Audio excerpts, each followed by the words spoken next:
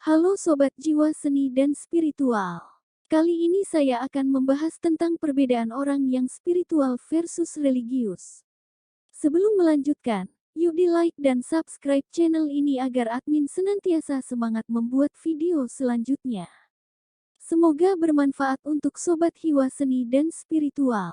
Selamat menyimak. Anda berlatih ilmu tertentu ingin memiliki kesaktian atau kelebihan. Apakah itu menunjukkan Anda adalah orang spiritual? Tidak. Anda berdoa setiap hari, tak pernah absen menjalankan ritual agama. Apakah itu menunjukkan Anda adalah orang spiritual? Tidak. Anda melakukan yoga dan bermeditasi setiap hari. Apakah ini sudah berarti Anda adalah orang spiritual? Tidak juga. Anda masuk ke dalam komunitas agama tertentu dan mengikuti ajaran sesuai golongan itu. Apakah ini berarti Anda adalah orang spiritual? Juga tidak. Lantas apa spiritual itu? Sebenarnya ada perbedaan cukup jelas yang membedakan antara orang religius dengan spiritual. Kita bisa mengujinya dengan satu pertanyaan saja. Jika pahala dan dosa tidak ada, apakah Anda masih mau tunduk pada aturan Tuhan, masih hidup harmonis dengan semua makhluk, masih mau melayani sesama? Pertanyaan yang sungguh sederhana, tapi sangat esensial. Jadi mari kita cermati. Ada 3 golongan besar manusia di bumi ini. 1. Kelompok orang yang mematuhi aturan Tuhan karena mengejar pahala. Mereka menjalankan ritual, berbuat baik pada sesama demi pahala. Kelompok ini adalah orang yang mematuhi aturan Tuhan karena takut dengan dosa. Mereka takut dengan kengerian siksa neraka jika membangkang pada Tuhan. Akhirnya mereka dengan terpaksa mematuhi aturan-aturan Tuhan dan melayani sesama karena ketakutan. 2. Kelompok manusia yang memiliki ego tinggi, demi kepentingan sendiri. Di planet ini, meskipun manusia sudah diiming-imingi dengan pahala serta diancam dengan dosa, tetapi masih banyak manusia menyakiti alam, bumi tempat tinggalnya, manusia lain, bahkan dirinya sendiri.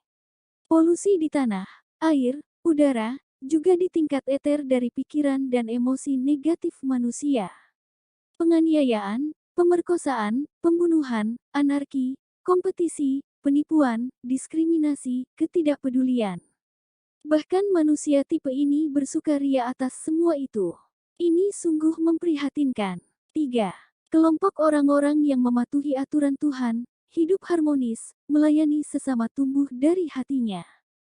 Semua yang mereka lakukan adalah buah ketulusan, bukan karena pahala dan dosa. Mereka melakukannya demi kepentingan bersama. Kelompok terakhir inilah yang disebut dengan manusia spiritual. Mereka sadar dan mengerti inti spiritualitas adalah kasih dan kesadaran universal. Mereka paham bahwa setiap makhluk adalah satu.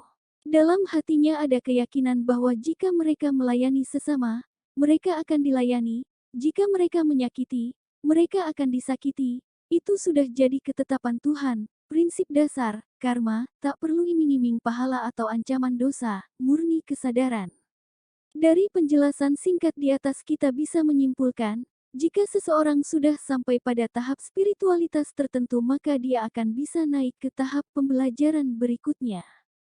Jika pertanyaan yang tadi kita lontarkan pada setiap kelompok manusia di atas, maka kita akan bisa menerka bahwa kelompok ketiga yang akan bisa menjawab dengan yakin, teguh dan tanpa sedikit pun ragu bahwa meskipun ada atau tidak pahala dan dosa, mereka akan senantiasa hidup menaati aturan Tuhan, selaras dengan seluruh makhluk dan melayani sesama dengan tulus.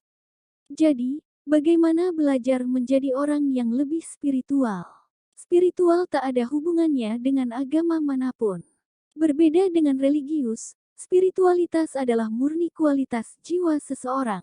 Seberapa selaras dia dengan penciptanya, seberapa harmonis kehidupannya dengan semua makhluk di dunia.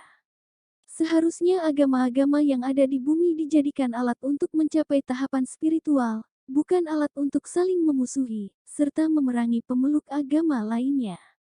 Manusia bumi masih belum mengerti apa arti spiritualitas sesungguhnya.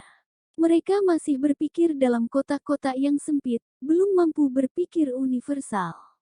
Mereka tak menyadari bahwa mereka tak hidup sendiri di alam semesta yang amat luas ini.